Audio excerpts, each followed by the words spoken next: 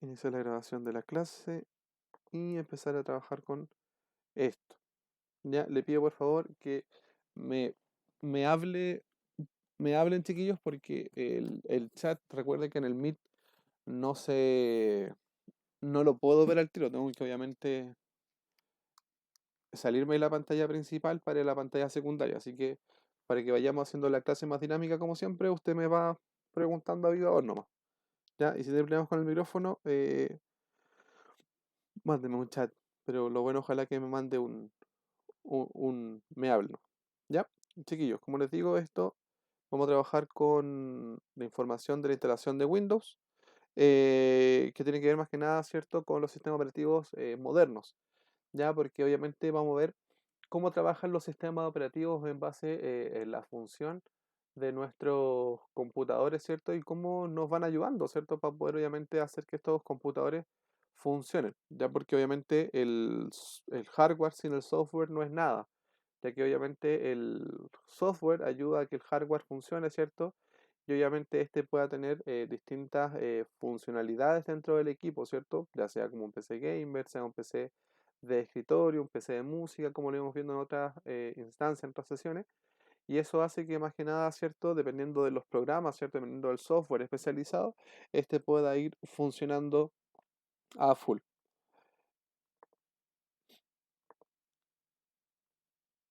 Como obviamente no lo vamos a instalar, porque por obvias razones, vamos más que nada ciertos esos términos que son esenciales. Multiusuario, multitarea, multiproceso y subproceso. Antiguamente había uno que se llama monotarea, ya eso obviamente ya no se ve mucho en los sistemas operativos actuales, ya que obviamente el monoproceso era esta línea de interfaz terminal con la que trabajaba el usuario, ¿cierto? Y podía trabajar solo con un tipo de usuario. Ya hoy en día el monousuario ya no se sigue trabajando tan así, ya que obviamente se necesita más que nada que hayan múltiples procesos, ¿cierto? Y múltiples usuarios trabajando a la vez dentro de un mismo computador. Por ejemplo, cuando yo trabajo con una sesión, ¿cierto? De, de mi correo electrónico abierto en dos veces, ¿cierto? Estoy haciendo entrando con dos tipos de usuarios al mismo sistema, al mismo servicio con el cual vamos a trabajar.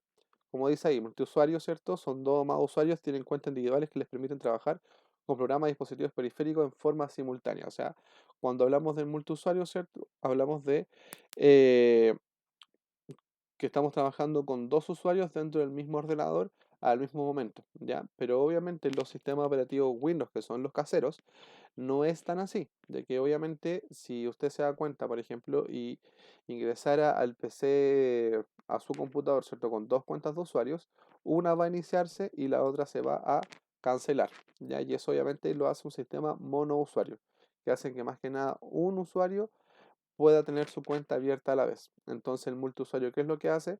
Más allá, ¿cierto? Es cuando tengo dos usuarios, por ejemplo, conectados al mismo ordenador.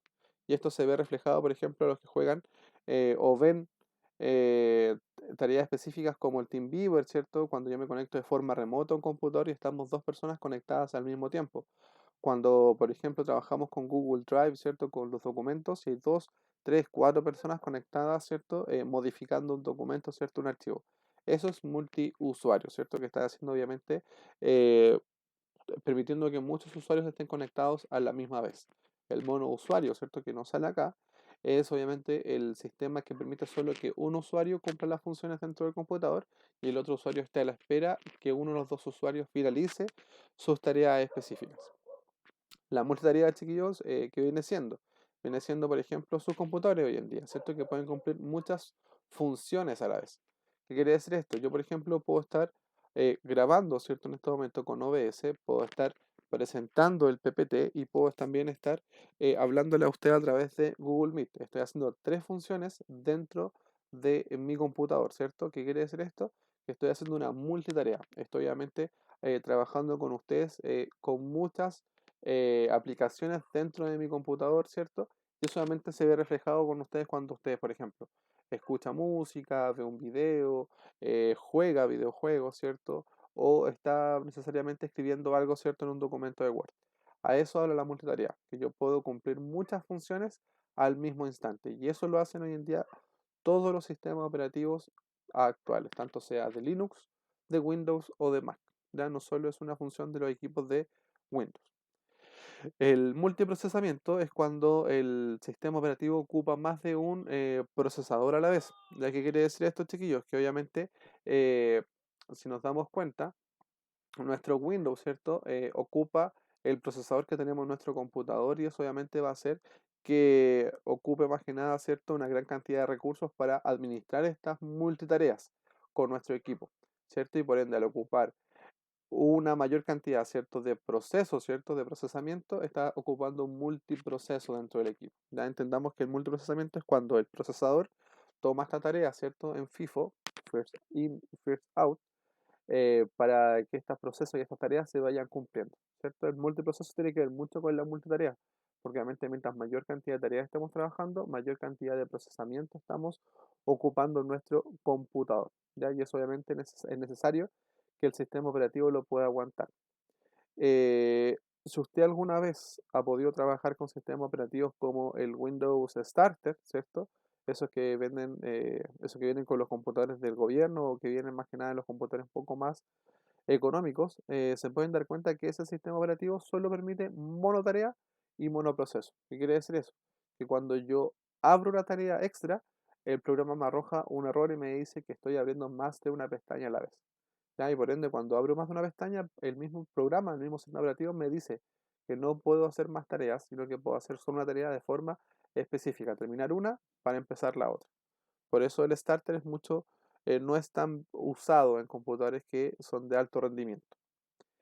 Y el último, ¿cierto? Que es el subprocesamiento, ¿cierto? Dice que se pueden dividir un programa en partes más pequeñas que se cargan tal como el sistema operativo lo necesita. ¿Qué quiere decir eso? Por ejemplo, el FIFO trabaja de el primero que entra es el primero que sale, ¿cierto? Si tenemos muchos procesadores dentro de nuestro ordenador, obviamente nos van a pedir que se hagan subprocesos a medida que estemos haciendo estas múltiples tareas dentro de ellos. Y obviamente van a haber muchas tareas abiertas dentro del equipo para que este obviamente pueda hablar con el sistema operativo. ¿Lo que quiere decir esto? Que yo tengo un multiproceso, el sistema operativo principal que está mandando que todos hagan una tarea específica, pero además de eso se abren multitareas, ¿cierto? Y de eso abren multiprocesos. Y de esos multiprocesos hacen pequeños procesos dentro del ordenador para hacer cumplir estas funciones que el sistema operativo está solicitando que se puedan ir cumpliendo en sí. Chiquillos, ¿duda con esta explicación reciente? No. ¿No? ¿Quién más no? ¿O quién más sí?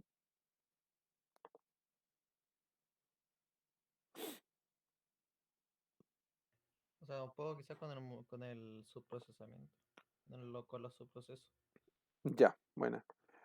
Lo que pasa es que el subproceso lo que hace Vicente es muy parecido, por ejemplo, el multiproceso, o mejor dicho, el procesamiento, es un todo. Por ejemplo, mi computador, cuando usted, o sus computadores, cuando usted lo enciende, el sistema operativo dice enciende el computador. Y eso es una tarea que el computador debe cumplir sí o sí, porque es una tarea principal. Pero ¿qué pasa con esa subtarea?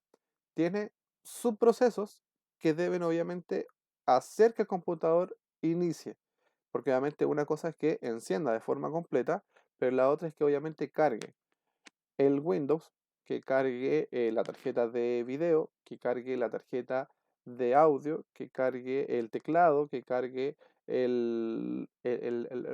la cámara web, por ejemplo, y ya con eso tenemos distintos subprocesos que tiene que cumplir. Si nos damos cuenta, el primer proceso, ¿cierto? La primera tarea que se le encarga es encender el computador. Pero para encender el computador, además debe entregar otras tareas, ¿cierto? Primordiales para que el computador funcione al 100%, ¿cierto? ¿Se entiende de esa forma, no? O sea, con subprocesos se refiere a las tareas como en segundo plano. Exactamente. Mm, Las tareas que ayudan, ¿cierto?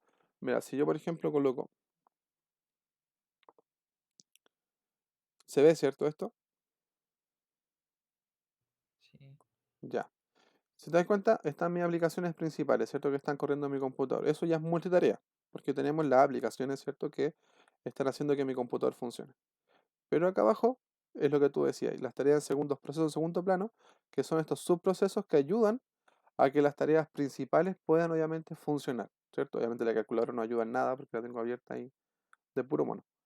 Pero hay otras, ¿cierto?, que ayudan más que nada a que estos puedan funcionar, ¿cierto? Como por ejemplo, si tuviese o una impresora más que nada, ¿cierto?, instalada, aquí tengo la aplicación de sistema, de subsistema de cola que va a ir arrojando y viendo qué cosas están en cola, qué cosas están imprimiéndose, qué cosas están haciendo para que esta impresora pueda funcionar.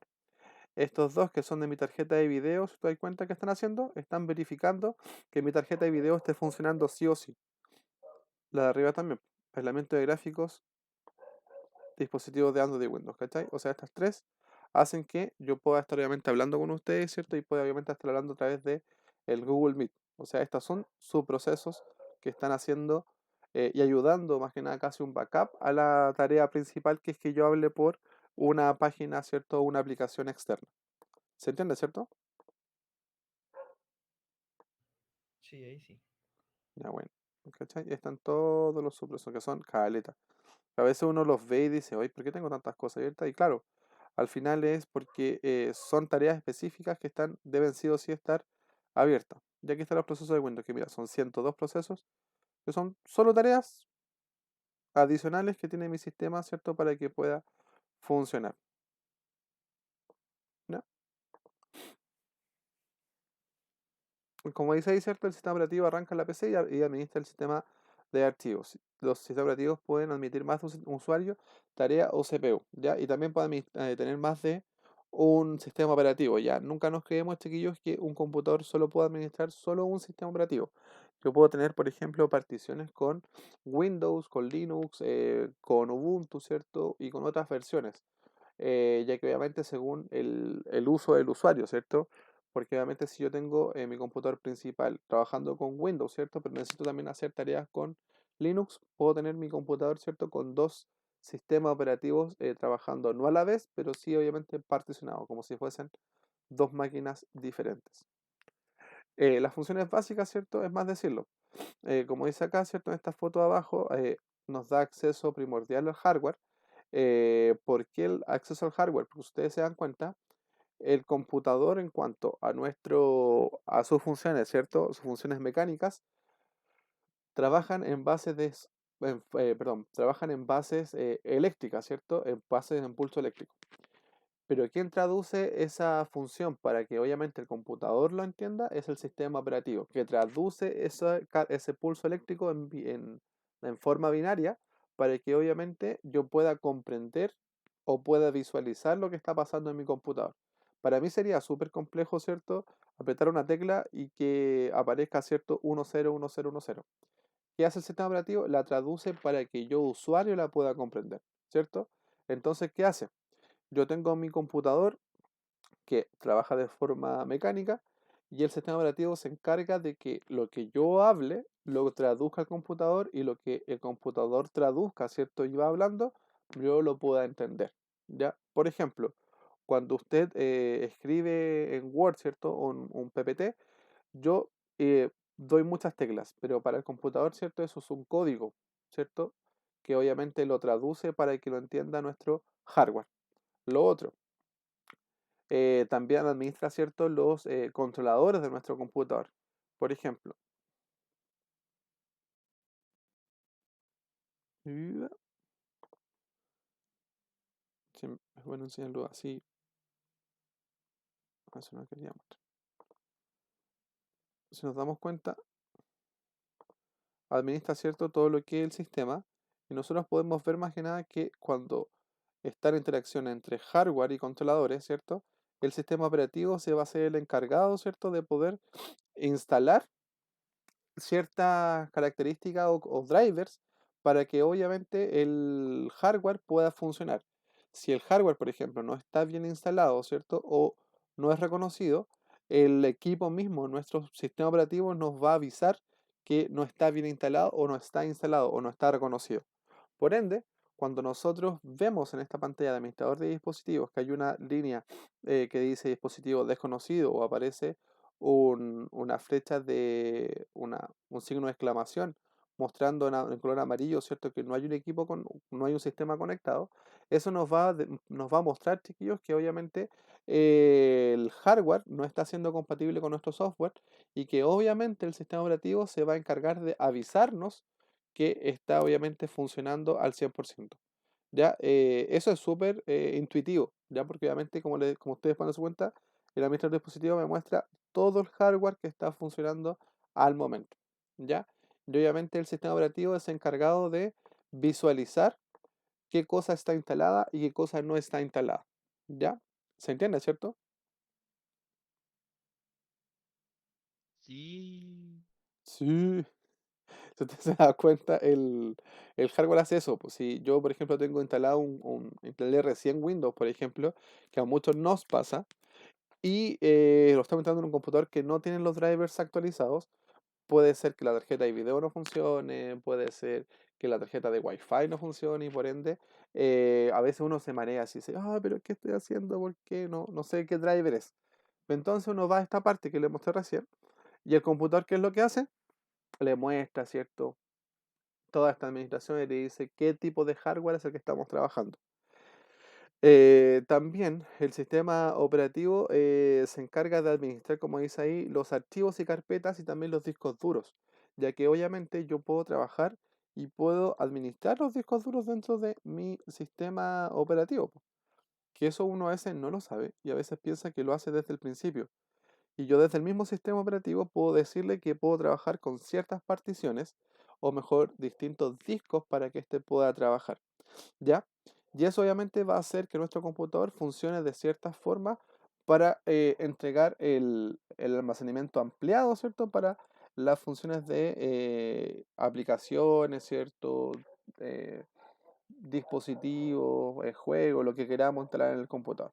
El sistema operativo también se encarga de visualizar cuál es el tamaño, ¿cierto?, de nuestro disco duro y decir también si podemos particionar, dividir el disco en varias partes, ¿cierto?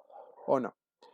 La otra función, ¿cierto? Es, como dice acá, el sistema operativo localiza una aplicación y la carga de la RAM de la computadora.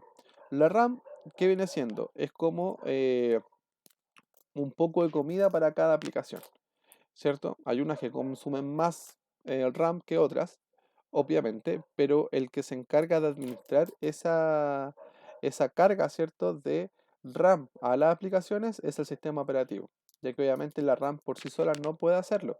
La que obviamente se va a encargar de tomar esta aplicación, es decir, ya Google Chrome consume como 10 gigas de RAM, es el sistema operativo. Y él va, entrega, ¿cierto?, una memoria virtual, una memoria caché, y cuando se deja de ocupar esa aplicación, se la quita, ¿cierto? Y la vuelve a dejar en esta reserva de RAM. ¿Ya? Porque recordemos que la RAM es memoria no volátil. O sea, si yo apago el computador, la memoria deja de funcionar. Si yo cierro la aplicación, ¿cierto? Y borro la memoria caché, esa vuelve a su inicio. Chiquillos, ¿preguntas con eso ahora? Que tengan dudas.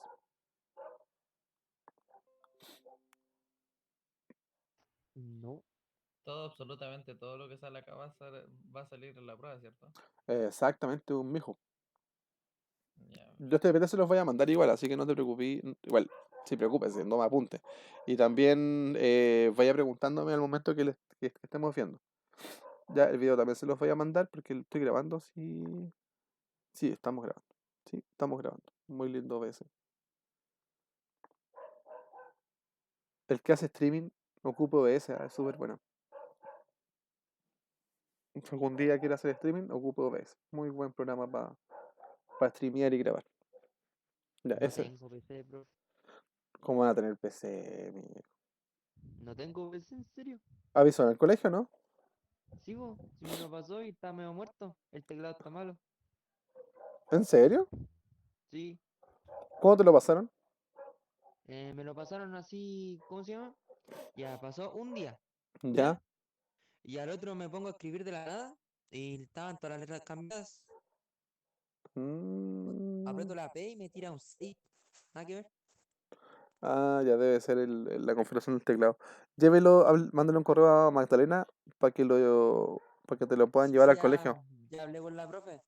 Sí, po, porque para revisarlo, porque yo mañana voy al colegio con Marcelo para revisar los computadores. Ya, Ya así que para que lo lleven, ya así revisarlo y ver qué onda. ya, buena, profe. Sí, Gracias. sí. Chiquillos, en Windows tenemos las versiones clásicas, ¿cierto? Windows 7, Windows 8, Windows 8.1, ¿cierto? Windows 10. Obviamente acá yo pondría XP porque XP es la mejor, uno de los mejores Windows que ha existido en la vida. Y obviamente cada Windows, ¿cierto? Tiene funciones que son parecidas y funciones diferentes. Si nos damos cuenta, Windows, ¿cierto? A medida que avanza el tiempo, va actualizando los sistemas y se va adaptando, ¿cierto? Al vivir o al entorno del usuario. ¿Ya? Y eso obviamente va a cambiar obviamente los tipos de pestañas, el tipo de diseño, ¿cierto? El tipo de funciones. Pero esto obviamente no quiere decir que yo no pueda ocupar, por ejemplo, Windows 7 en computadores, ¿cierto? Hoy en día, si ustedes se dan cuenta, hay computadores que son con procesadores de tercera generación, de segunda generación, que si yo instalo Windows 10, por ejemplo, eso es incompatible y es casi matar al computador por la cantidad de recursos que pide, ¿cierto? Este sistema operativo.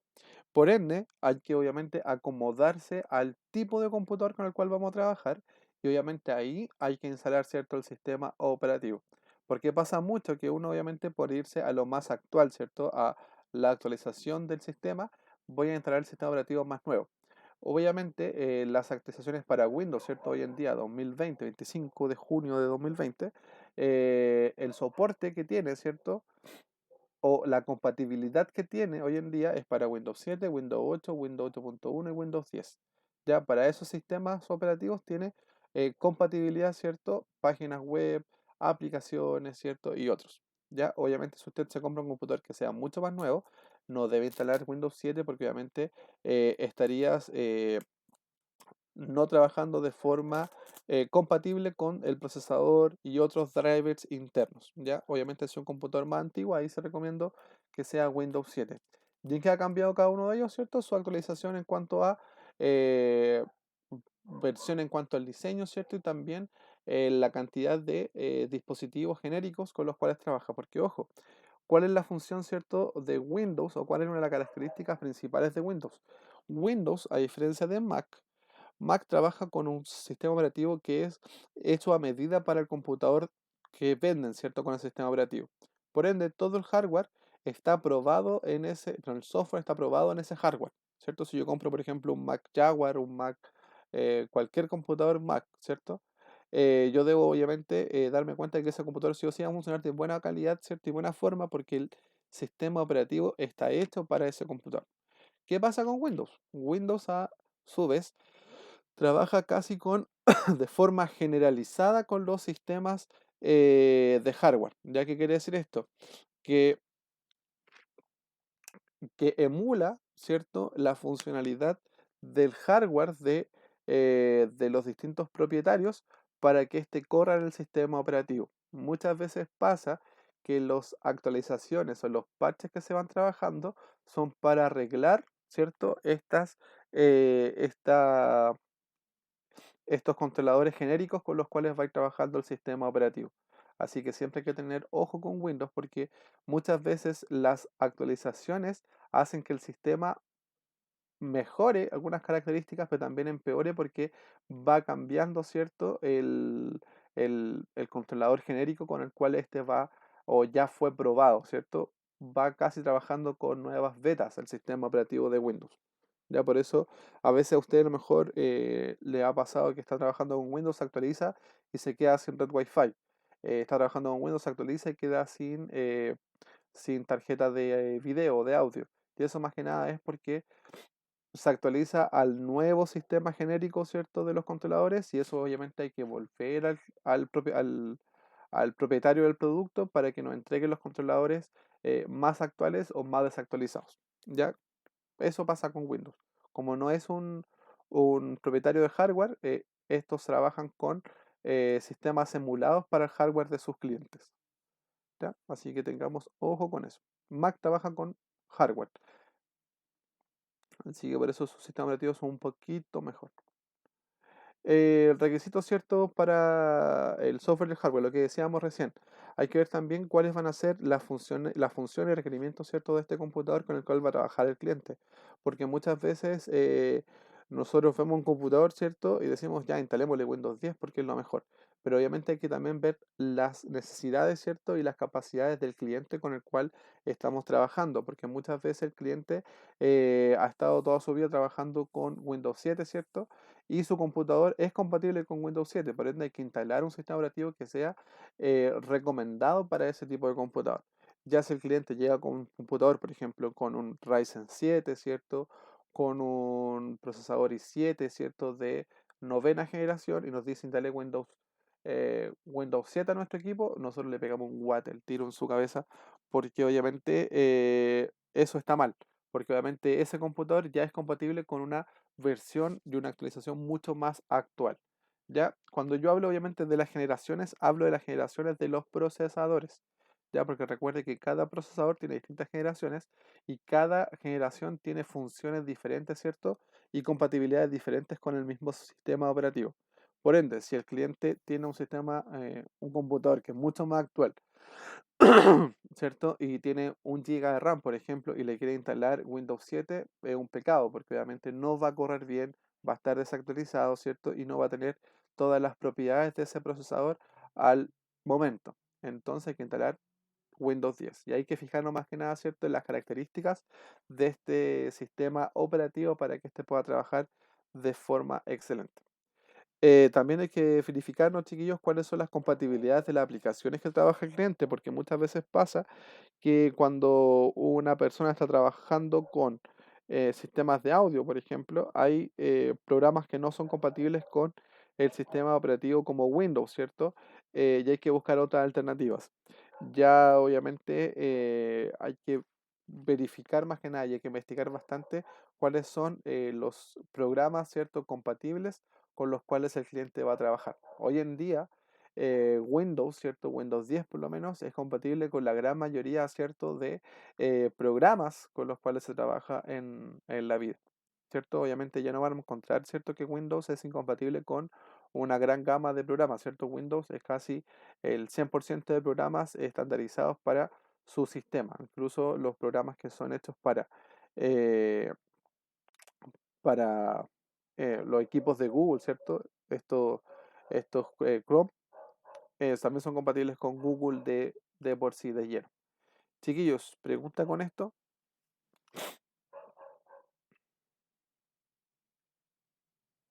Chiquillos, No, ¿no seguros? sí. Sí, seguro. Acá, chiquillos, están las recomendaciones, ¿cierto? En cuanto al procesador, ¿cierto? Están de las recomendaciones mínimas a las máximas. Si nos damos cuenta, ¿cierto? Obviamente las recomendaciones mínimas y máximas, ¿cierto? Son más que nada para decir desde qué sistema operativo puedo echar a andar, ¿cierto?, un computador y hasta cuál obviamente puedo funcionar un equipo. Si ustedes se dan cuenta, las funciones en cuanto a Windows 10, 8.1 y 7 son muy parecidas. El que cambia es obviamente en la pantalla. Windows 10, según esto, nos admite una pantalla, ¿cierto?, de menor resolución. Mientras que Windows 7 no especifica, pero aún así es muy parecida en la pantalla de Windows 10. Obviamente la conexión a internet es primordial porque hay que actualizar el sistema operativo, ¿cierto?, a medida.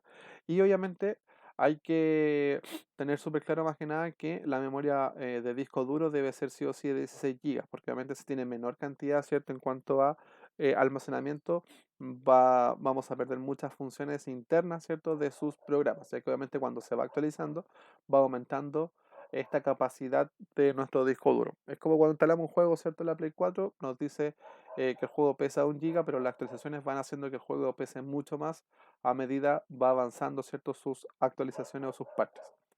La RAM, ¿cierto? 1 GB para 32 bits y 2 GB para 64. Lo mismo en Windows 8 y lo mismo en Windows 7. Para Windows 7 yo lo recomiendo sí o sí esta recomendación que está acá. Para Windows 10 yo no lo recomiendo mucho, yo recomiendo más que nada que sí o sí funcione de 2 GB hacia arriba cuando nosotros instalamos el sistema operativo. ¿Por qué? Porque Windows 10, como tiene una interfaz gráfica, ¿cierto?, bastante intuitiva, ¿cierto?, y con muchos colorcitos, ¿cierto?, y muchas cosas como detalles, consume mucha memoria RAM. Y ya con 1 GB de RAM el equipo va a estar muy pegado, ¿cierto?, y muy ralentizado. Si trabajamos como recomendación mínima con 2 GB, eso yo creo que es lo óptimo, ¿ya? Ya trabajar, por ejemplo, con 4 GB ya trabajar, por ejemplo, con 4 gigas va a ser como que nuestro equipo trabaje en una versión media, ya trabajemos con 8 gigas, va a ser que nuestro equipo ande de forma rápida. También, cuando trabajamos con nuestro disco duro, es recomendable hoy en día trabajar con discos SSD, que son discos de estado sólido, para Windows 10 por lo menos. ¿Por qué? Porque obviamente va a hacer que nuestro sistema operativo funcione mucho más rápido también y las órdenes que dé el sistema operativo, ¿cierto?, a todo el hardware también sean mucho más rápidas. Para Windows 7 todavía le recomiendo que siga trabajando con equipos que sean mucho más antiguos, con disco IDE, ¿cierto? Con disco SATA, con 1 GB de RAM, ¿cierto? Y eso obviamente va a hacer que el equipo funcione de forma estable. ¿Ya? Windows 8 no lo recomiendo. Si lo ve algún día, bótelo a la basura, ¿cierto? Regálelo, pero no lo instale nunca. Recomiendo sí o sí Windows 7 para equipos con menores capacidades y Windows 10 para equipos con mayores capacidades, ¿cierto? Desde procesadores de cuarta generación hacia adelante. Chiquillos, se queda claro más que nada, ¿cierto? ¿Por qué instalar Windows 10 para equipos con altas capacidades o no?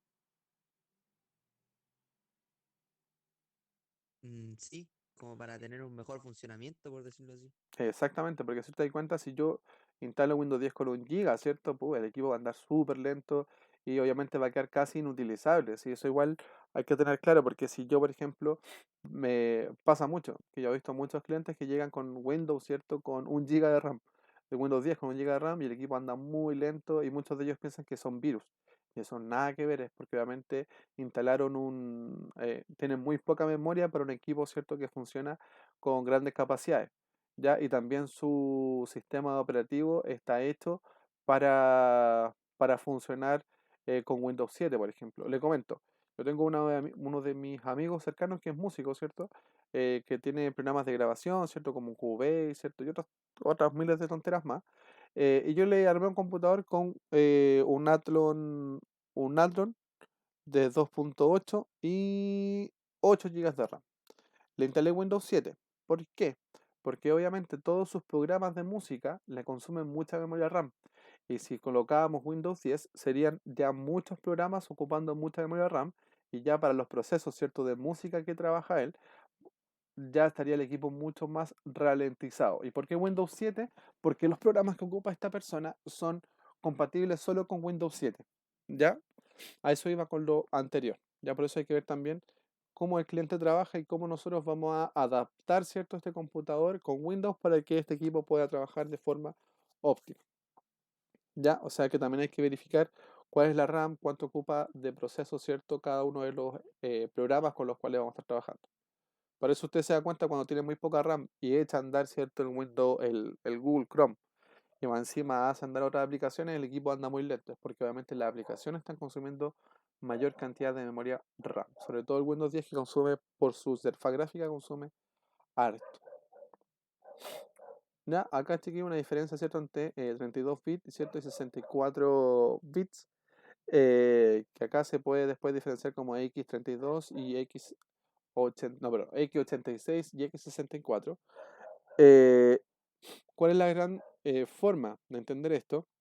De que 32 bits admite memorias máximas hasta 4 gigas, mientras que el sistema operativo de 64 bits admite de memorias de 2 gigas hasta casi 64 gigas de memoria. Hay que también considerar que el sistema de 64 bits va a ser compatible, ¿cierto?, con programas para 32 bits, ¿cierto?, y 64 bits. Por ende, cuando nosotros vemos, por ejemplo, acá, este equipo, de acá usted se da cuenta, me dice archivos de programas y archivos de programa x86. Todos los programas que están aquí en archivos de programas, todos estos son programas para 64 bits de mi computador. Y todo lo que dice en archivos de programas x86 son programas para o compatibles con 32 bits. ¿Ya? Y eso obviamente hace que nuestro equipo, ¿cierto?, con 64 bits sea compatible con las dos arquitecturas o los dos programas para ambas arquitecturas. ¿Ya? ¿Por qué? Porque obviamente eh, solamente vamos a entenderlo casi como una ampliación de memoria en cuanto a nuestro procesador. Si obviamente el procesador admite 64 bits y es 64 bits, debemos sí o sí instalar mayor cantidad de memoria, ¿cierto? Y instalar un sistema operativo de 64 bits para que funcione de mejor forma. Si nuestro procesador, ¿cierto? Es un procesador viejito, ¿cierto? Pues investigamos, nos damos cuenta que su arquitectura es compatible con 32 bits, le instalamos memorias hasta 4 GB, ¿cierto? Y vamos a trabajar con ese sistema. ¿Qué pasaría si yo obviamente tengo un sistema operativo con 32 bits en una máquina de 64? Pasa lo siguiente. Pasa lo siguiente. Si se dan cuenta, acá me dice que tengo 8 GB, ¿cierto? Para utilizar 6 GB. Si fuese este Windows 10, ¿cierto? De 32 bits, acá solo me aparecerían 2 GB, ¿cierto? Me diría memoria instalada en RAM, 8 GB utilizables, 2 GB. Y eso es porque obviamente el sistema operativo va a permitir que el equipo solo funcione con una memoria máxima, ¿cierto? No va a permitir que funcione con una mayor cantidad de memoria porque su arquitectura de procesador y de sistema no va a dejar que éste funcione con más memoria. Ya por ende hay que fijarnos con qué tipo de procesador y cantidad de memoria estamos trabajando para instalar, ¿cierto? El tipo de arquitectura para nuestro sistema operativo, si va a ser 32 o 64. ¿Cuál es la otra funcionalidad, cierto? Que obviamente nos da una mayor cantidad, ¿cierto? De compatibilidad con procesadores, ¿cierto? Diferentes, este es 64 bits. Chiquillos, ¿dudas con esto? No. ¿No? Vicente, Verena, Martín. No, yo no tengo. ¿No? ¿Qué se nos metió ahora? Esta ahora está. Lashley Campos, ah. Volvamos al PPT. Ya, aquí como dice, ¿cierto? Es la verificación de compatibilidad de Windows, ¿cierto? Como dice ahí, los sistemas operativos se deben actualizar de forma periódica para que continúen siendo compatibles con el hardware y software más reciente. Antes de actualizar el sistema operativo, verifique los requisitos mínimos en hardware, que eso lo conversamos ya, ¿cierto? Y obviamente, como dice ahí, Microsoft proporciona, ¿cierto? Windows 10 a quien tenga Windows 7 con Windows Update. Acá hay que tener mucho cuidado, chiquillos, ¿ah? Porque ¿qué pasa? Si yo tengo un computador antiguo, Windows 10, Windows 7, Windows es pillo. ¿Por qué? Porque dice, jaja, detecté que usted tiene Windows 7 todavía. Quiere instalar Windows 10, pero obviamente acá el punto 2 nos dicen que antes de actualizar debemos verificar que si es compatible nuestro hardware, ¿cierto? Con este sistema operativo mucho más actual. ¿Qué pasa muchas veces? Que obviamente uno pasa de Windows 7, ¿cierto? Que estamos trabajando de forma estable, de forma rápida, ¿cierto? Sin ningún problema. Y pasamos a Windows 10 y nuestro computador comienza a tener problemas. ¿Por qué? Porque obviamente su hardware no era compatible con esta actualización. Por ende, cuando acá abajo, ¿cierto? En las pestañas de acá diga, a los que tienen Windows 10, Windows 7, perdón, aparezca en la pantalla, diga, Windows necesita que usted actualiza Windows 10, usted debe decirle que no y desactualizar, ¿cierto? Este Windows Update. ¿Ya? ¿Por qué? Porque obviamente el sistema sí o sí, cuando yo lo apague, lo va a querer transformar, ¿cierto? Su equipo a Windows 10. ¿Ya? Porque obviamente Windows lo que está haciendo es migrar todos los sistemas antiguos, ¿cierto? Al sistema más actual, más que nada por un tema de compatibilidad, ¿cierto? Y de sistemas en el de manejo del sistema. Si nos damos cuenta, Windows 7 fue dejado de darle actualizaciones o soporte, ¿cierto? Eh, de forma exclusiva, ya para eso casi del 2017-2018. De ahí se dio la noticia de que Windows 7 no iba a tener más eh, actualizaciones, ¿cierto? Para Windows 10. ¿Cierto? Por ende hay que tener también cuidado con esto, chiquillos, con la actualización y ver también cuál es nuestro sistema operativo con el cual estamos trabajando. Lo otro que hay que también verificar, que aquí la foto no es nada que ver con lo que dice acá, es verificar que nuestro hardware sea o esté actualizado completamente, porque a veces pasa que nuestro hardware no está actualizado, ¿cierto? Y empieza a funcionar mal. Y eso pasa mucho con las tarjetas de video, las tarjetas de sonido externas. Y eso obviamente cuando uno trabaja con ellas, debe sí o sí tenerlas actualizadas al momento para que éstas funcionen bien. Hay computadores, por ejemplo, como mi HP, que tienen programas como HP Support, ¿ya? Y que acá obviamente me va informando cuáles son las actualizaciones de software con las cuales yo voy a ir trabajando. Si no tiene, ¿cierto?, su computador estas capacidades, ¿cierto?, estas características, debemos buscarlas más que nada, ¿cierto?, en cuanto a las verificación y compatibilidad del sistema operativo. De ahí hay programas, ¿cierto?, como DriveBuster, ¿cierto?, y otros que nos van a mostrar esta actualización del hardware para tener un software mucho más actualizado. ¿Ya? Y ojo, el problema casi siempre es ese. Cuando los computadores dejan de funcionar de forma óptima es porque el hardware dejó de estar actualizado y hay que volver a actualizarlo para que funcione de forma correcta y óptima. Hoy en día, chicos, eso es súper fácil porque hasta los antivirus actualizan los programas y actualizan el hardware. ¿Ya? Eso es lo que le comentaba ahora, ¿cierto? Como dice la versión del sistema operativo, cierta versión del sistema operativo determina las opciones de actualización disponibles. Por ejemplo, el sistema 32 bits no se puede actualizar a Windows 64, Windows 7 y Windows 8 pueden actualizarse a Windows 10, pero Windows Vista y Windows XP no pueden, ¿ya? Por eso siempre hay que tener más que nada en consideración de cuando yo tengo un Windows 7, el Windows 7 se puede pasar a Windows 8 o a Windows 10. Si tengo un Windows XP, solo se puede actualizar a Windows 7, ¿ya? Pero ojo, tampoco es que Windows me lo deja hacer de forma como lo hace con Windows 10, que descarga el sistema, lo actualiza, ¿cierto? Y nos da esa chance. Con Windows, de Windows XP a Windows 7 hay que hacerlo de forma manual, descargando el sistema, ¿cierto? Y bootear un pendrive para que esté de forma local, ¿cierto? Booteando la máquina, nos pueda actualizar. Windows 10 obviamente como es mucho más actualizado, ¿cierto? Tiene un soporte mucho más actual, lo va a hacer de forma directa. Dice acá, las computadoras que ejecutan Windows XP o Windows Vista no pueden tener otra actualización a Windows 10 y requieren una actualización limpia, ¿ya? O sea, formatear el computador. Los medios de instalación de Windows 10 se pueden crear con herramientas para crear medios de instalación de Windows 10. O sea, si quiero pasar de mi computador de Windows XP a Windows 10, debo sí o sí bootear un pendrive, formatear mi computador y pasar, ¿cierto?, al nuevo sistema operativo. Pero eso obviamente sería de loco pasar un computador con XP a Windows 10. ¿Ya? Acá, chiquillos, cuando dice la migración de datos, ¿cierto? Nos dice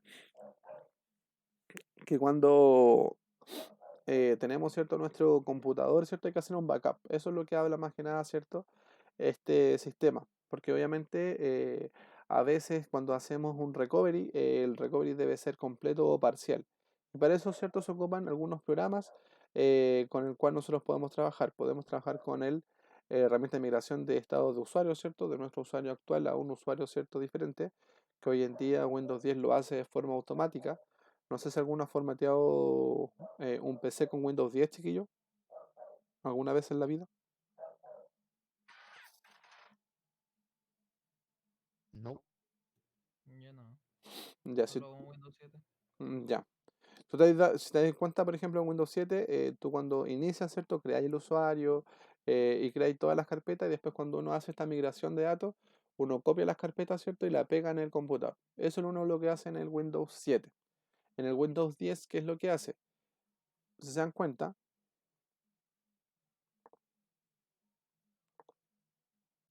acá, acá, por ejemplo. Si yo hubiese tenido, ¿cierto?, una cuenta de Outlook, todos mis datos que guardé en OneDrive, ¿cierto? De Google, perdón, de OneDrive de Microsoft, perdón. Y yo me creé la cuenta, ¿cierto? Con esa cuenta de OneDrive, todos los datos que se fueron copiando a esta nube, una vez que yo instale Windows 10, coloque este usuario de OneDrive, todos esos datos, ¡pop!, automáticamente se van a pegar en mi computador. Por ende, no pierdo a mi usuario. Inclusive, cuando yo puse este usuario, ¿cierto? Que juan.silvarred@outlook.cl, un correo super mula, me pasó todos mis datos de mi computador antiguo a mi computador actual. Fondo de pantalla, programas esenciales, ¿cierto? ¿Por qué? Porque obviamente eso igual queda en la nube y Windows lo entiende a través de Internet. Por eso para Windows es importante, chiquillos, que tener tener Internet para esta sincronización de sistemas o datos. Ya con Windows 10 no es tan esencial, ¿cierto?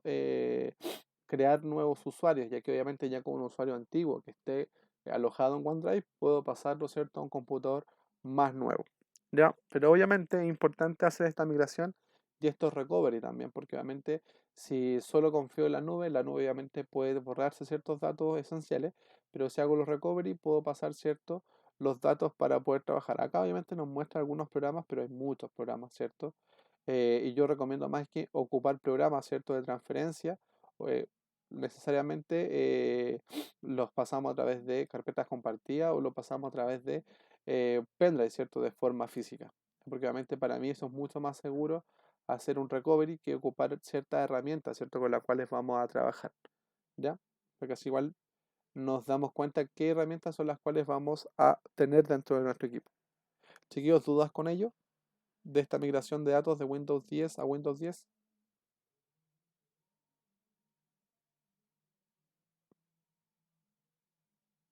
No. No. ¿no? Les queda claro, chiquillos, que por ejemplo es para Windows 7 es necesario, ¿cierto? Hacer un recovery, pero para Windows 10, si yo obviamente estoy inscrito con OneDrive, ¿cierto? Subí mi información a OneDrive, no es necesario hacer un recovery, ¿cierto? ¿Queda claro eso, no? Pero, profe, con esa cuenta del OneDrive, ¿es necesario pagar o algo así? O no sé, weón. Sí, po, sí, pues es necesario pagar porque, por ejemplo, hay que tener claro más que nada, es sí y no. ¿Por qué sí y no? Porque acuérdate que la cuenta de Outlook yo la puedo crear de forma gratuita, pero tengo un límite, ¿cierto? Para subir información. Es casi lo mismo que nos pasa con el Microsoft, perdón, con el Gmail. ¿Cierto? Que tú en tu Google Drive tienes un límite máximo, ¿cierto? Para pasar ciertas características en tu computador, o en tu correo, ¿cierto? Que cuando se llena te dice que compres cierta mayor cantidad de almacenamiento. Con OneDrive pasa lo mismo. Si tú no pagas, te da un límite máximo para que tú puedas trabajar. Y lo único que se va a almacenar o alojar en ese OneDrive va a ser información que tú hayas guardado en ello. Con este, por ejemplo, este traspaso de usuarios, ¿cierto? Que les comentaba, el usuario obviamente me va a copiar información como muy específica, ¿cierto? Importante de mi equipo. Ya, por ejemplo, cuando yo pasé de mi computador antiguo al computador nuevo, ¿qué quedó obviamente en él? Quedó el fondo de pantalla, quedaron datos específicos de Windows, ¿cierto? Y otros que me trajo desde el otro usuario, ¿ya? Pero como te digo, el OneDrive, si tú lo haces de forma gratuita, te va a permitir un almacenamiento estandarizado, ¿cierto? Pequeño para que tú subas una que otra cosa a la nube. ¿Se entiende, cierto? Sí, profe. Profe, una pregunta un poco Obvio. más externa. De esta clase no va a haber ninguna tarea, ¿cierto? De esta clase yo le voy a mandar el temario y les voy a mandar un cuestionario para que ustedes lo vayan desarrollando. Que va a tener preguntas de esto que vimos ahora y que va a tener preguntas de las otras actividades para que ustedes puedan estudiar para esta prueba, que es el día 3 de julio. Ya. Sí, porque así igual los dejo preparados para esa prueba. ¿Ya?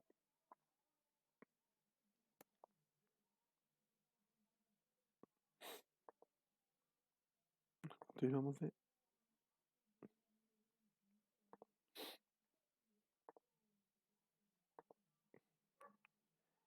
chiquillos. Para la instalación de Windows, ¿cierto? Tenemos varias formas de instalar discos, ¿cierto? Lo podemos hacer a través de DVD, lo podemos hacer de memoria USB o lo podemos hacer a través de la red, ¿cierto? Y eso obviamente hay que tener súper claro cómo ir haciéndolo. Ya que obviamente cuando trabajamos con la memoria flash, debemos bootear la memoria flash, o sea, debemos transformar este pendrive como si fuese en un sistema automático de instalación. Cuando tengo el DVD obviamente debe ser una copia o debe tener el tamaño máximo con el cual nuestro Windows nos va a permitir más que nada guardar. Por ejemplo, con un pendrive de 8 gigas es óptimo para que nosotros podamos trabajar con la instalación de Windows. Con un pendrive, ¿cierto? Con un DVD de 4.7 gigas, ¿cierto? También es necesario. ¿Por qué? Porque obviamente Windows nos va a permitir con esa capacidad, ¿cierto? Guardar la información y pasarla después a un computador. Y para eso, antes de pasar acá, esto que está acá,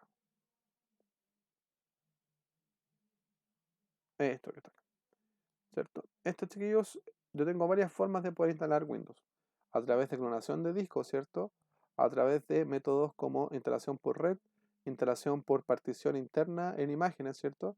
y instalaciones limpias, ¿cierto? Con las cuales vamos a trabajar. También hay una instalación que se llama instalación desatendida, que esa nos va, que usted a lo mejor la conoce, pero no la conoce, ¿ya? Voy a pasar primero a esto, después vamos a pasar al otro, ¿cierto? Que está un poco más adelante. Cuando hablamos de la clonación de discos, ¿cierto? Quiere decir que, por ejemplo, yo tengo un computador con cierta cantidad de información, con un cierto tipo de Windows, y tengo un computador, otro computador con las mismas características, el mismo tamaño de disco duro, la misma placa madre, la misma cantidad de todo, un equipo 100% igual. ¿Yo qué hago? En vez de instalar Windows, ¿cierto? Desde cero, porque necesito ciertas características, ¿cierto? Que ya están instaladas en otro computador, voy y lo clono. Cuando hablo de clonación, ¿cierto? Voy a dejar dos computadores iguales, ¿cierto? Con los dos sistemas operativos con las mismas características. ¿Qué debo tener claro más que nada para la clonación de discos duros? O la clonación, mejor dicho, de sistemas operativos. El tamaño del disco duro, ¿cierto? Que sea de iguales características. Y lo siguiente es el tipo o modelo de memoria de tarjeta madre. ¿Por qué? Porque obviamente si la tarjeta madre no es la misma, los controladores que ya están instalados en el otro computador se van a desinstalar y se van a desactualizar. Por ende, cuando yo hago la clonación de discos duros, ¿qué es lo que hago? Es ver que los dos computadores sean iguales y pasar, ¿cierto?, de un computador a otro con un programa específico el sistema operativo al 100%. ¿Cómo lo puedo hacer? Ya aquí nos dice que lo hagamos con el sys, previ, bla bla bla y todas esas tonterías. ¿Cómo se hace? O cómo yo lo recomiendo. Aquí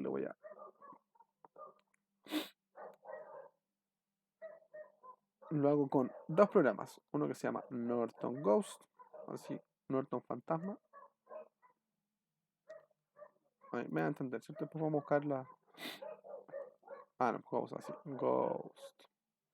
Sí, Norton Ghost y Clozilla. Que en la vida real son los dos programas más utilizados para clonaciones de discos duros. ¿Ya? ¿Y qué hace esto también? Porque a lo mejor suena como, puta profe, mejor formateamos el computador. ¿Cuál es la gracia de esto? Si nosotros, por ejemplo, estamos en una empresa o estamos en una red que casi sus 100 o sus 30, 40 computadores son todos iguales, nos reduce la cantidad de tiempo de instalación de controladores, de creación de perfiles, ¿cierto? En cuanto a los diferentes drivers o aplicaciones que tiene instalado el computador, y eso nos ahorra mucho tiempo. ¿Cuál es la precaución también que debemos tener al momento de realizar la clonación? Es cambiar los nombres de usuario, los nombres de los computadores, porque eso debe ser sí o sí distinto. ¿Por qué? Porque si yo trabajo en una red y clono todos los computadores y todos se llaman, por ejemplo, Vicente, va a haber conflicto en la red con los computadores que se llaman Vicente, porque toda la red se va a llamar Vicente y obviamente habría que colocar como a todos Vicente 1, Vicente 2, 3, 4, 5, 6. Pero sería la única modificación que habría que hacer junto a sus nombres de cuentas de usuario.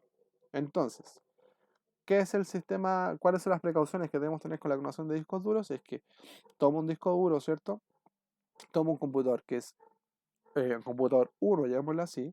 Tomamos un computador 2 que es de mismas características y con un programa como Norton Ghost o Clonzilla, copio al 100% el disco duro para que este otro pueda tener las mismas características en cuanto a aplicaciones, controladores, ¿cierto? Imágenes u otros.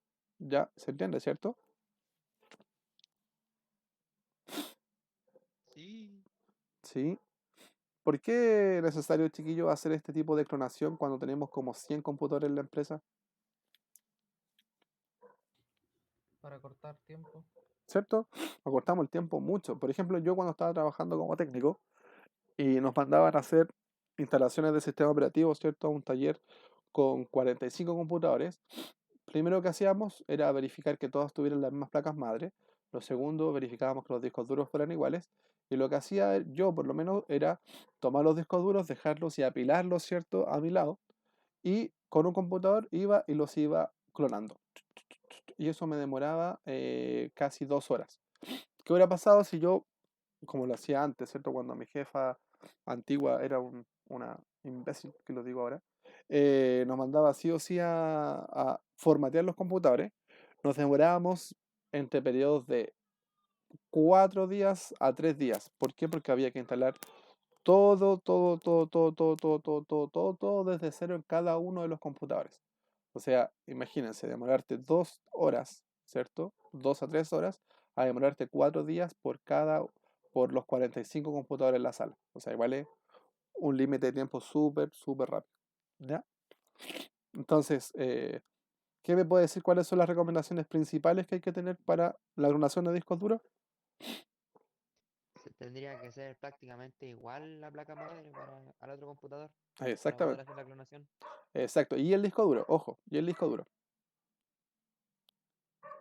También, la placa y el disco duro tienen que ser los dos iguales.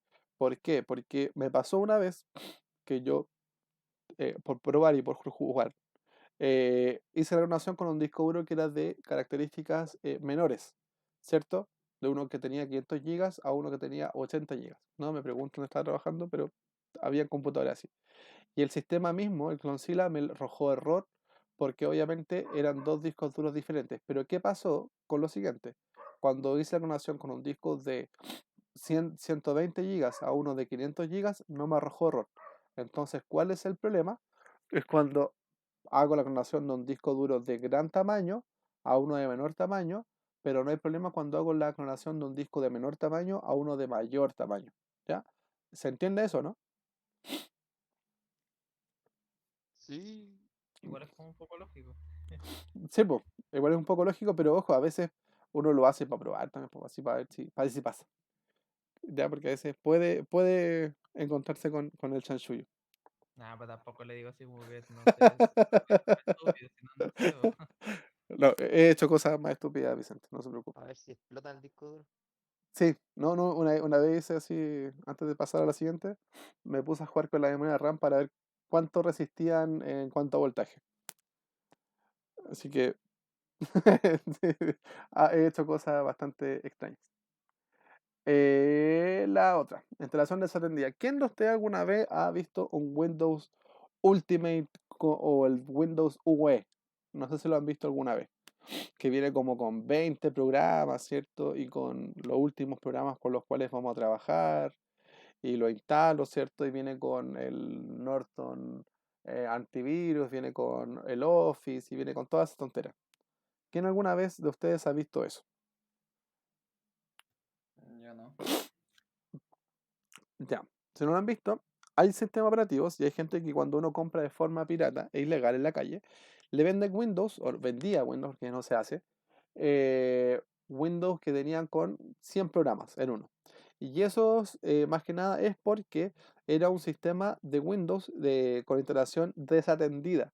¿Ya? Y cuando hablamos de instalación desatendida, quiere decir que yo en una imagen del sistema operativo, la abro, ¿cierto? Ya abro toda la imagen y le voy dejando ciertos programas con los cuales yo voy a trabajar. O sea, como que guardo un perfil de instalación. Y cuando yo instalo el sistema operativo, ¿cierto? Se instala con ciertas características que yo fui queriendo trabajar con ellos. Entonces, ¿cuál es la gracia, cierto? Que obviamente Windows me proporciona un programa para trabajar con imágenes desatendidas, que es el Windows System Image Manager. Veamos si esto lo tiene. No, no tiene este sistema. Tenemos el Windows System Image Manager, que eso obviamente va a hacer que creemos una imagen con sistemas desatendidos. O sea, tenemos dos opciones. Que yo cuando he hecho andar, ¿cierto? Este sistema booteable, el sistema booteable va a mostrarnos, ¿cierto? El Windows como tal con ciertos programas que nosotros queremos instalar. La otra opción es que se instale tal cual como una imagen clonada, ¿cierto? Se instale, aparezca perdón, instalando el sistema operativo y cuando nosotros abramos el Windows ya viene con todo este perfil de usuario, con los programas y con otras cosas dentro del sistema. Pero eso obviamente se hace a través de un programa en específico, se crea cierto el perfil, se crea un archivo que se llama unated.bat, ¿cierto? Y con ese nosotros le damos esas características a este disco de arranque, ¿cierto? A este disco booteable, ¿ya? Entonces, chiquillos, ¿qué es lo que es una instalación desatendida? Ya porque yo no la llamo mucho de red desatendida. Es cuando yo creo un perfil en un programa específico como el Windows System Imagen, creo un programa, creo, ¿cierto? Un archivo llamado desatendido.bat o un unset.bat, lo copio, ¿cierto? Dentro del disco de arranque, ¿cierto? Y cuando empieza a instalar Windows, va a instalar Windows y además va a instalar características extra. ¿Ya? Esa es una de las gracias que va a hacer el sistema. ¿Se entiende, cierto? O sea, que lo que hace es como instalarle ciertas aplicaciones o funciones como en base a tu gusto. Exactamente. Nosotros dejamos como como archivo un antes.bat y nosotros le decimos ya, instálame tal cosa, tal controlador, tales controladores, crea un perfil de usuario y eso obviamente cuando lo instale lo va a hacer con esos perfiles para poder trabajar, esa imagen desatendida. Qué bueno. Sí, sí, sí, eso es bastante bueno. Pero igual depende mucho del cliente que quiera trabajar contigo, porque muchas veces es mejor partir con la instalación limpia que la instalación desde cero para ir viendo junto al cliente qué programas va a instalar, ¿cierto? Y después de eso, cuando ya te dice ya, todos estos programas están al 100%, ahí te tiráis con la clonación de discos duros y te ahorráis harto tiempo y harta investigación. Oiga, profe, pero yo no podría así como, o sea, no yo, sino que no se Ujú. podría como en un disco duro ponerle así como un spyware y luego clonarlo en todos los computadores. ¿Cómo lo entendí? Que no sé, me refiero a que no se puede así como clonar un spyware y ponérselo a todos los computadores. ¿Clonar un spyware? ¿Para qué? Sí, para que todos los computadores sí tengan eso. Ah, sí, pues se puede hacerlo. Pues sí, la clonación de discos duros, por ejemplo, no sé, pues, voy a ir a mi escritorio. Por ejemplo, si yo clono mi computador hoy día, se va a clonar con todos estos programas que están acá. ¿Cachai? No solo me copia el sistema operativo, me copia todo, todo, todo, todo, todo, todo, todo, todo, todo, todo, todo, todo lo que tenga el computador. ¿Cachai? O sea, te crea la imagen al 100%. Y eso muchas veces hace cuando uno respalda discos duros o respalda un computador. ¿Ya? Pero cuando uno hace eso, se copia con todo. O sea, tú puedes instalar un spyware, ¿cierto? Y que todos los computadores tengan un antivirus, todos tengan un anti-malware, ¿cierto? Lo que nosotros necesitamos, ¿cierto? Y queremos. Y la última, chiquillos, que está acá, que estoy sacando como lo más importante de nuestra cosa,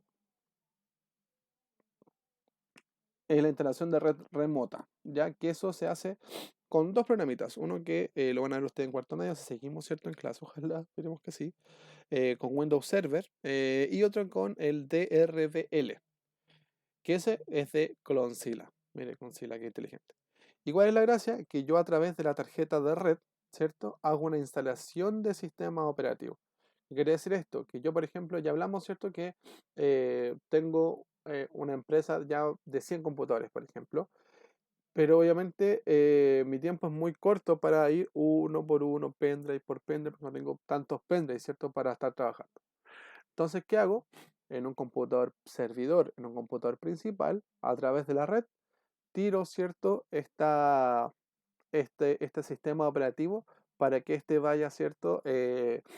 Instalando a través de la red nuestro computador. Por ende, al mismo instante, al mismo momento, estaría eh, instalándose, ¿cierto? En muchas máquinas el sistema operativo, ¿ya?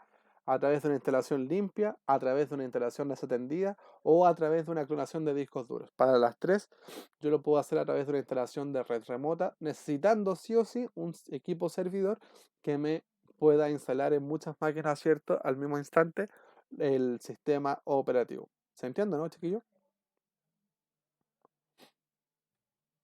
No, profe, perdón, yo no agaché nada, me quedé mirando una mosca. Ya. Por ejemplo, imaginemos que ustedes tenemos una empresa con 200 computadores y te dicen que la pega sea para una semana. ¿Qué hace uno? Uno piensa que los va a clonar los discos duros, ¿cierto? Pero puede ser que tengas computadores que no sean de las mismas placas, porque pasa en muchas partes que no se compran computadores con iguales características. Dos, lo haces con instalación desatendida, pero tienes que ir, ¿cierto? Equipo por equipo haciendo la instalación. Y tres, lo puedes hacer como instalación remota. tú tienes un computador principal, un computador servidor, ¿cierto? Y en ese computador servidor, ¿qué vayas a hacer tú? Lo siguiente, mira, deja ver si puedo. Acá está. Tengo un computador servidor, ¿cierto? Tengo un switch, ¿cierto? Y tengo 100 computadores. Entonces, ¿qué hago? Yo en este servidor tengo un sistema DHCP, ¿cierto? Que es el sistema de entrega de direcciones de forma automática. Y tengo en él un programa, ya sea DRBL, ¿cierto? Un programa de instalación de sistemas operativos por red, o WDS de Windows Server. ¿Ya? Entonces, ¿qué les digo? A estos dos programas, almacéname un sistema operativo, ¿cierto? Y cuando estos computadores, a través de su tarjeta de red, ¿cierto? Detecten el DHCP, ¿cierto? Detecten su DHCP, lo primero que va a hacer va a ser enviarles un sistema operativo booteable. De ahí empezaríamos, ¿cierto?, a instalar el sistema operativo. Lo puedo hacer con 100, 200 computadores al mismo tiempo sin ningún problema. ¿Cuál es obviamente la recomendación? Que yo tengo que estar atento al lupo cuando este me dice apriete F8, ¿cierto?, para pasar al sistema de booteo. ¿Es más rápido? Sí, es más rápido porque obviamente no tienes que ir con un pendrive por cada uno de ellos. ¿Es una instalación limpia? Sí, una instalación limpia. ¿Por qué? Porque está guardada o en Windows Server o está guardada con DRBL. ¿Puedo hacerle una instalación desatendida? Sí, pues, lo almaceno en esos dos sistemas con los cuales le estoy mostrando ahora y instalo todos los computadores, ¿cierto? Con iguales características. ¿Ya? ¿Se entiende, cierto? O sea, que lo que hace es, a ver si entendí, por ejemplo, en Windows Servers aparecen el sistema operativo para cada característica que tiene el computador. Claro, yo por ejemplo habilito una cosa que se llama WDS. Y yo a ese le cargo, le digo, ya, tú vaya a tener Windows XP, vaya a tener Windows 7, vaya a tener Windows 10. Entonces, cuando el sistema, el computador, ¿cierto? El PC, se está iniciando, ¿cierto? Pescando recién, ¿cierto? En vez de pescar el disco duro, pesca la tarjeta de red para iniciar, lo que hace es darle una IP. ¡Pop! Le da una IP a ese computador. Luego ese computador dice, ya, apriete F8 para ir al servidor FTP o TFTP de Windows o de otro programa. Entonces, ¿qué es lo que hace Windows? Cuando este hace el llamado, le entrega y le dice ya, ¿cuál sistema operativo quieres instalar tú? Y ahí uno como administrador de red, ¿qué debe hacer? Elegir el sistema operativo que va a instalar para ese computador como tal. Ya, por ejemplo, si nosotros sabemos que solo vamos a instalar la versión de Windows 7, por ejemplo, Windows 7 Professional, ya sí o sí esa versión se va a ir para ese computador, eligiéndola en el computador que nosotros estamos instalando. ¿Se entiende, no? Qué útil. Sí. Sí, es súper útil porque te ahorra demasiado el tiempo. Porque imagínate que, no sé, como les decía, hayan computadores que sean con placas totalmente diferentes unos de otros, que me ha pasado muchas veces, y ir, por ejemplo, computador por computador, a veces uno tiene 100 DVDs. Y en vez de hacer 100 DVD, uno hace un servidor, lo prepara, ¿cierto? Lo instala bien y mandáis toda la imagen. Ya, pero eso obviamente hay que tener ojo cuando dice acá, Press F12 for Network Service Boot, ¿cierto? Apretamos el F12, pop, y nos tira al servidor para poder trabajar. Ujú. Pero, profe, o sea, ya se instalan así como todos los sistemas operativos, pero luego, si estamos hablando de una empresa donde uno tiene un trabajo, supongo que tiene que activar esos Windows. Tiene Sí, que po. ir computador por computador así activando los Windows todo el rato. Sí, po. Sí, pero ojo, cuando tú lo instalas recién, también te dice que lo actives de forma inmediata. ¿Cachai? Qué pajero, igual. Sí, pues, no, sí, es una paja. Pero el tema también lo que uno puede hacer es crear una instalación desatendida, ¿cierto? Y en esa instalación desatendida colocarle que cuando pase por el salto, ¿cierto? De la activación, se lo salte porque obviamente ya lo va a actualizar él solo, ¿cierto? Tú en la instalación desatendida le decís, pues, actualízame el Windows con este número de serie. Y obviamente ahí lo va a saltar y lo va a actualizar. O sea, se pueden combinar estos dos sistemas, la instalación remota de red y la instalación desatendida, ¿cierto?, por el sistema. Por eso le decía que a la otra yo le llamo solo instalación desatendida. Y la otra, ¿cierto?, que les comentaba es la instalación limpia, ¿cierto? Que eso obviamente nos habla acerca de instalar desde cero, ¿cierto? Un sistema operativo y eso obviamente nos da a la instalación, ¿cierto? De nuestro equipo como tal, ¿cierto? Que nosotros vayamos a un computador, lo formateamos desde cero y desde cero instalamos todos sus drivers, ¿cierto? Controladores, perfiles de usuario y otros, ¿ya? Chiquillos, ¿dudas hasta ahora? No, está todo bien explicado. Ya, pulento, pulento. Ya, chiquillos. Esto le mojar ahí stand-by. Y podemos pasar toda la información, son buenos.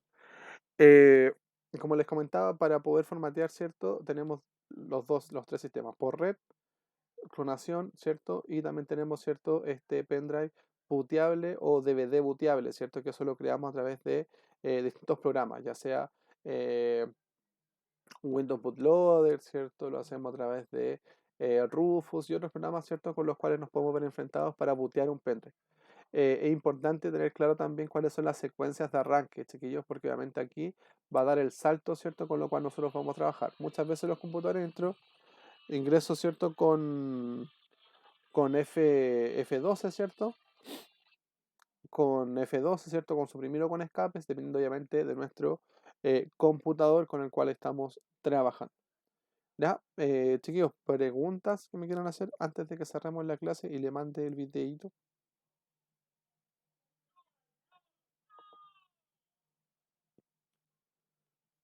Mis queridos padawanes, padawanas.